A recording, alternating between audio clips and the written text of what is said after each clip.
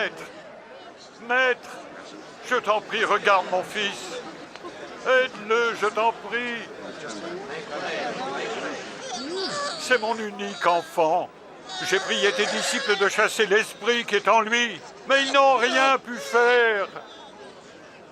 Génération incrédule et pervertie.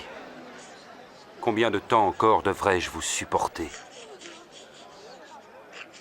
Amène-moi ton fils.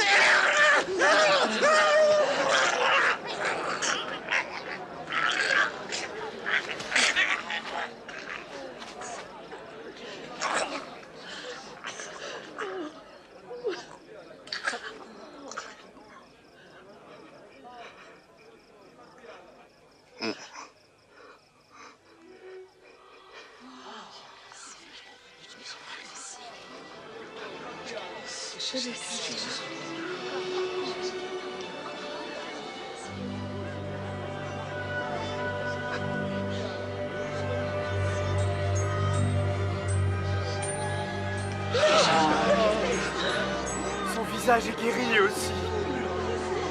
C'est merveilleux.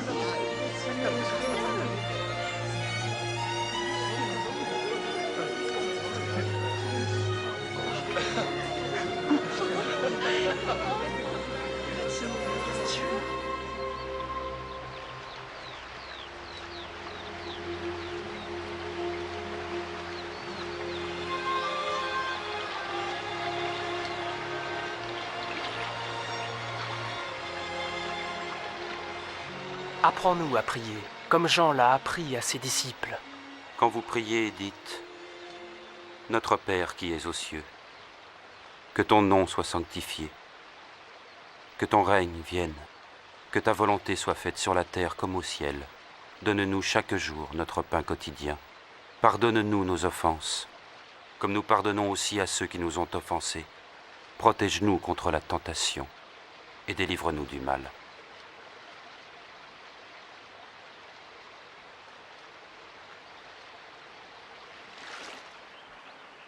Demandez et vous recevrez. Cherchez et vous trouverez. Frappez et l'on ouvrira la porte.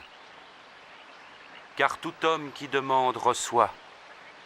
Celui qui cherche trouvera. Et à celui qui frappe, on ouvrira la porte.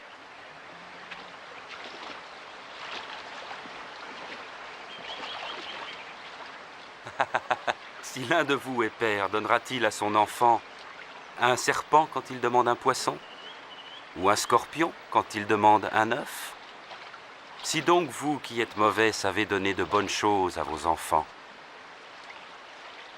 à plus forte raison notre Père Céleste donnera-t-il l'Esprit Saint à ceux qui le demandent? Je vous le dis, ne vous demandez pas qu'allons-nous manger? Avec quoi allons-nous nous habiller? Car la vie est plus que la nourriture, et le corps plus que le vêtement. Observez les corbeaux. Ils ne sèment, ni ne moissonnent, ils n'ont ni cellier, ni grenier, et Dieu les nourrit. Et ne valez-vous pas bien plus que les oiseaux?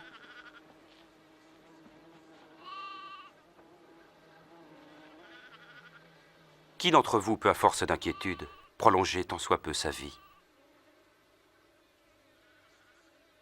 Si donc vous êtes sans pouvoir même pour si peu, pourquoi vous mettre en souci du reste? Observez ces lys et comment ils croissent.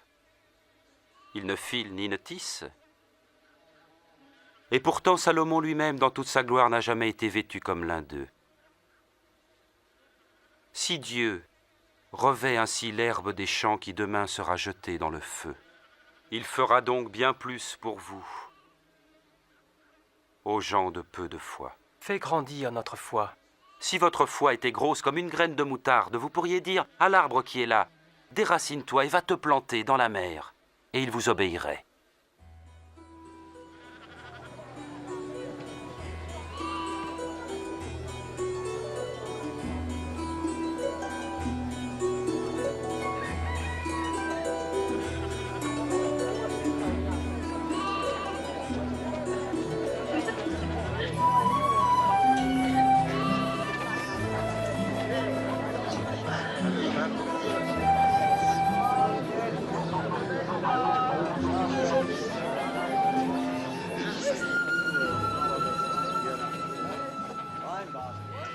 Il y aura toujours des occasions de chute, mais malheur à qui en sera la cause.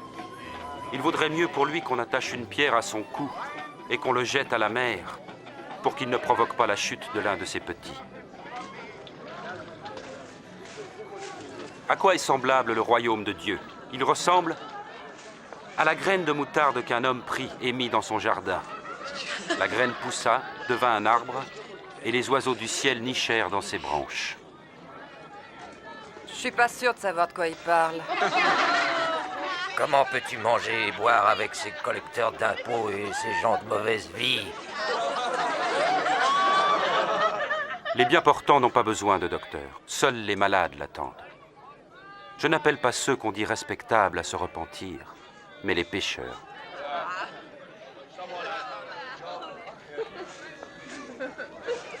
Parle-nous du royaume de Dieu. Allez, raconte encore. N'ayez pas peur, petit troupeau, car votre Père a trouvé bon de vous donner le royaume.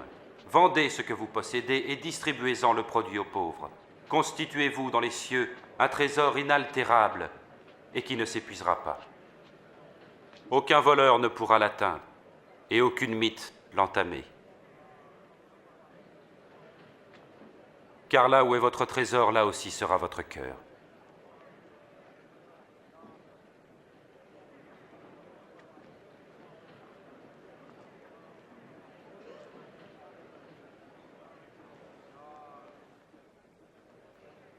Femme, tu es délivrée de ton infirmité.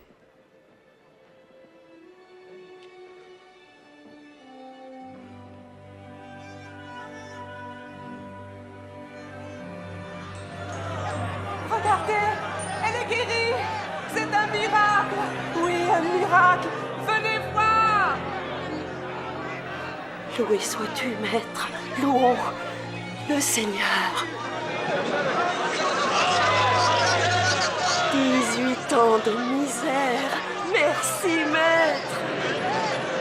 Il y a 6 jours pour le travail, tu l'ignorais. Viens donc te faire guérir un de ces jours-là. Pas le jour qui est celui du sabbat. Bande d'hypocrites! Chacun de vous détache bien son âne ou son bœuf de la mangeoire pour le mener à l'abreuvoir le jour du sabbat. Alors cette descendante d'Abraham que Satan a tenue en son pouvoir pendant 18 ans, ne fallait-il pas la délivrer en ce jour du sabbat?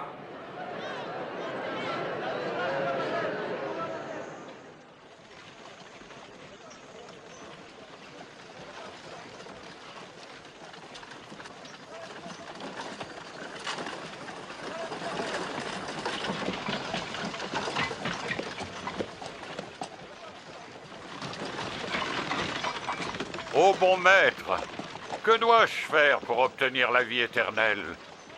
Pourquoi m'appelles-tu bon? Personne n'est bon, sinon Dieu seul. Tu connais les commandements. Tu ne commettras pas d'adultère. Tu ne tueras pas, ne porteras pas de faux témoignages. Tu respecteras ton père et ta mère. Depuis ma jeunesse, j'ai obéi à tous ces commandements. Il te reste encore une chose à faire. Vends tout ce que tu as et distribue le produit aux pauvres, et tu auras un trésor au ciel. Ensuite, viens et suis-moi. Mais nous sommes des marchands et riches. Qu'il est difficile pour les riches d'entrer dans le royaume de Dieu. Oui, vraiment, il est plus difficile à un homme riche d'entrer dans ce royaume qu'à un chameau de passer dans le trou d'une aiguille. Mais alors, qui peut être sauvé? Ce qui est impossible aux hommes est possible à Dieu. Mais en fait, où sera-t-il le royaume de Dieu? Le royaume de Dieu ne viendra pas d'une façon spectaculaire. Et personne ne dira « Regardez, il est ici ou il est là ». Car le royaume de Dieu est au milieu de vous. Le temps viendra où vous désirerez voir un seul des jours du Fils de l'homme, mais vous ne le verrez pas. En effet, quand le Fils de l'homme reviendra, il sera comme l'éclair qui jaillit d'un point à l'autre du ciel et illumine tout l'horizon. Mais il faut d'abord qu'il souffre et qu'il soit rejeté par les gens d'aujourd'hui.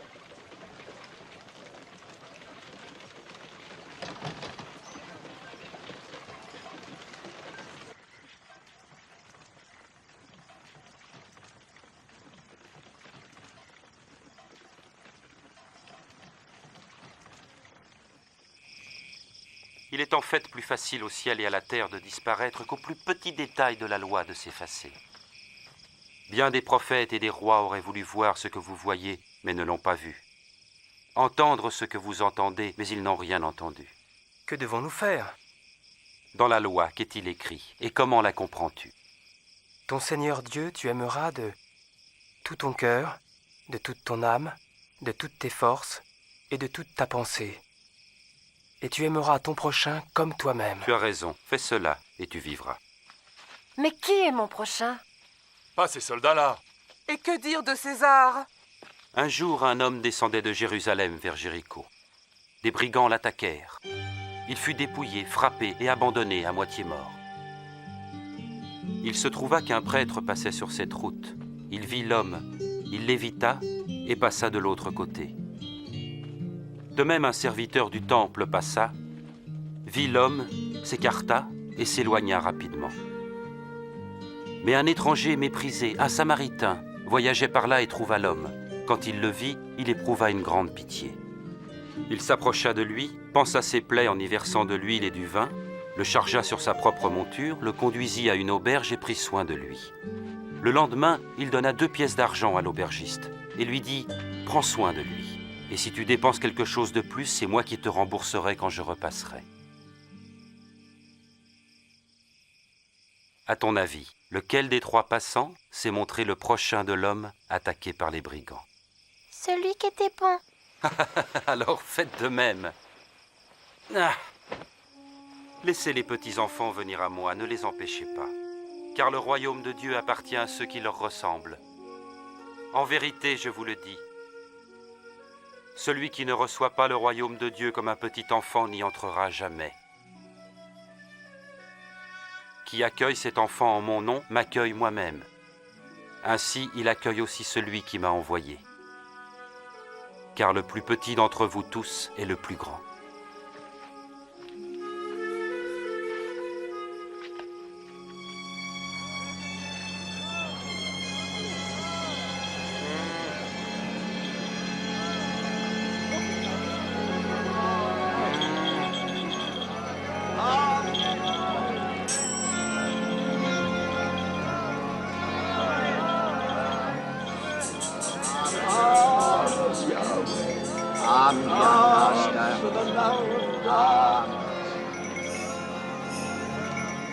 Hé, qu'est-ce que c'est? Que se passe-t-il?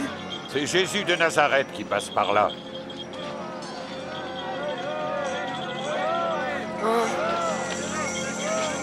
Jésus! Jésus! Fils de David, aie pitié de moi.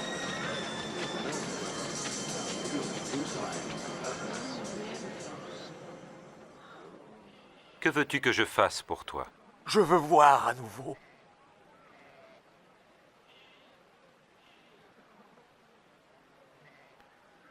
Alors vois, car ta foi t'a guéri. Ah, je vois! Je vois de nouveau! Oui, je vois!